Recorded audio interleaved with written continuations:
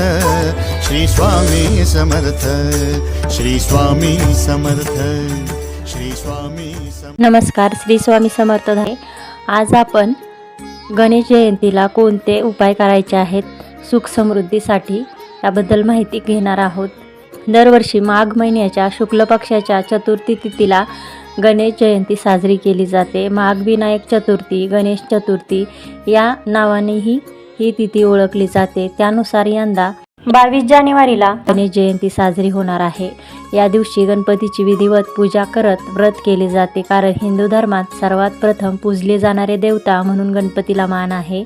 या दिवशी व्रत आणि विधिवत पूजनासह काही उपाय केल्यामुळे व्यक्तीची प्रत्येक इच्छा पूर्ण होते आणि घरात सुख समृद्धी नांदते। चला तर मग जाणून घेऊया गणेश जयंतीच्या दिवशी कोणते उपाय केले पाहिजेत।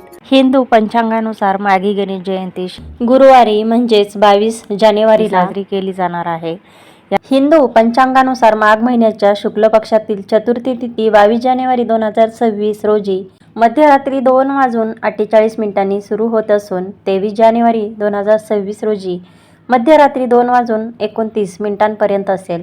उदयतिथीनुसार माघी गणेश जयंती 22 जानेवारी रोजी साजरी केली जाईल। यावेळी गणपतीच्या पूजेची वेळ सकाळी 11:28 सुरू होईल ते दुपारी 1:42 पर्यंत असेल। गणपतीची पूजा करण्यासाठी 2 तासांचा शुभ मुहूर्त असून भक्त या वेळेत गणपतीची प्राणप्रतिष्ठा पूजा करू शकतात। गणेश जयंतीला कोणते उपाय करायचे आहेत?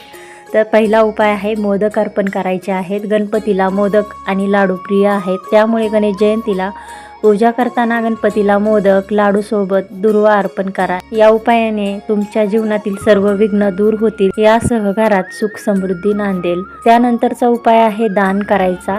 गणेश जयंतीच्या दिवशी दानाला विशेष महत्त्व आहे, त्यामुळे या दिवशी एखाद्या गरीब किंवा गरजू व्यक्तीला अन्न, वस्त्र किंवा धान्य दान करा।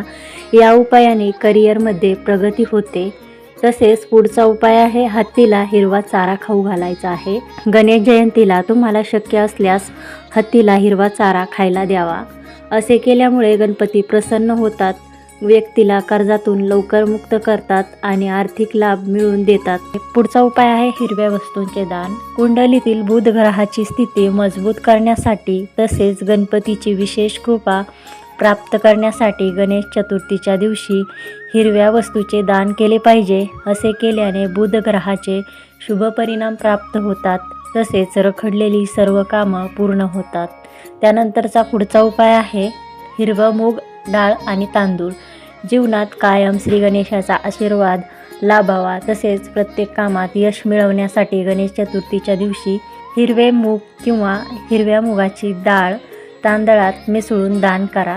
याशिवाय भिजवलेली हिरवी मुगाची डाळ पक्ष्यांना खाऊ घालून गणपतीचा आशीर्वाद मिळवू शकतात। जर एखाद्या व्यक्तीच्या कुंडलीत बुध ग्रह कमजोर स्थितीत असेल किंवा बुध दोषापासून मुक्ती मिळवायची असेल तर गणेश जयंतीच्या दिवशी गणेशाच्या मूर्तीला अभिषेक करून त्याची नियमित पूजा करावी। या उपायामुळे तुम्हाला फायदा होईल।